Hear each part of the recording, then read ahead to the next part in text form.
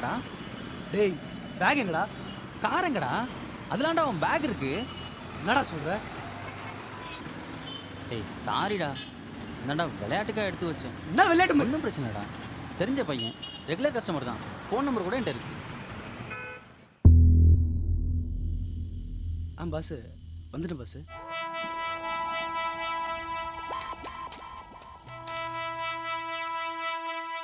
Thanks pass. Pass ஒரு நிமிஷம்.